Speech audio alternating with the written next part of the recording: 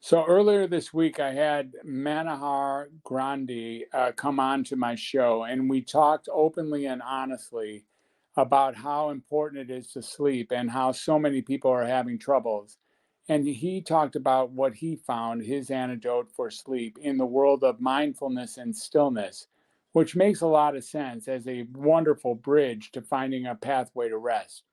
Although we find it difficult in these modern times to become still, there are many things that sleep hygiene addresses that we didn't speak of directly with Manahar, but that includes like lowering the lights and getting rid of the screen, meaning the phone or the computer, early on in the evening, not eating any foods after a certain time, shortly after dinner, and maybe even low music or pampering yourself with a warm bath or drinking chamomile tea or light herbal teas that can be very calming. But really, what Monahar talks about is not being afraid and not being caught up in all the despair that comes with sleeplessness. I know that in my world, sometimes I start thinking about my finances or work or a relationship or a past event or something I'm worried about in the future. And it sends my mind flying and I become my thoughts. What Manahar suggests, I think, in his podcast with me is the idea of separating myself from my thoughts as a practice allows me to then do so when I'm attempting to sleep as well.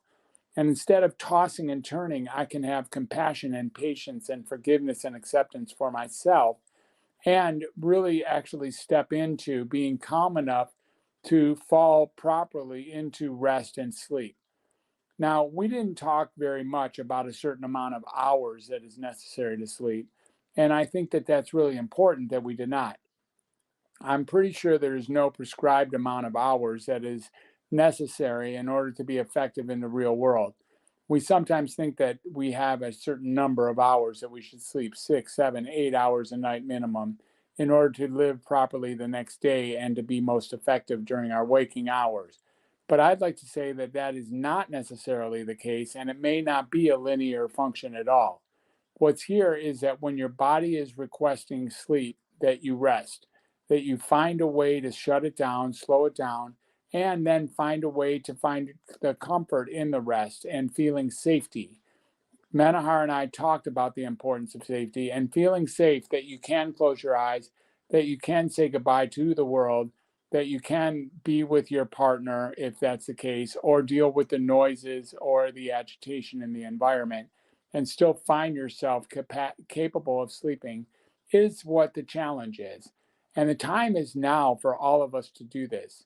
As I was saying earlier, the number one complaint I receive as a psychiatrist was that people were having trouble sleeping. And many people end up taking to like sleeping pills, pills that are made in the laboratory that aren't very effective and frankly cause the insomnia the next day, more than likely, as well as maybe help you get a sense of exhaustion at going to sleep, but don't keep you asleep all night, or vice versa, help you sleep later in the morning, but don't help you go to sleep at the time that you take them.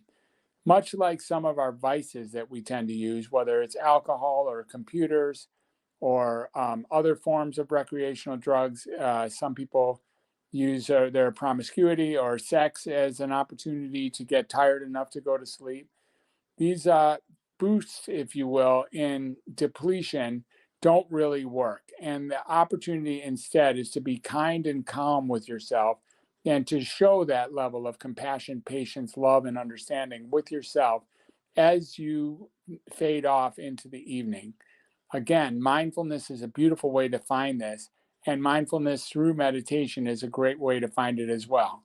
He mentioned that it doesn't have to happen at night, and maybe even a morning practice does well to give you access to the fact that you are not your thoughts, you are not your feelings, you're not your emotions, and it's okay to have the experiences of some degree of agitation as you hit the bed in the evening.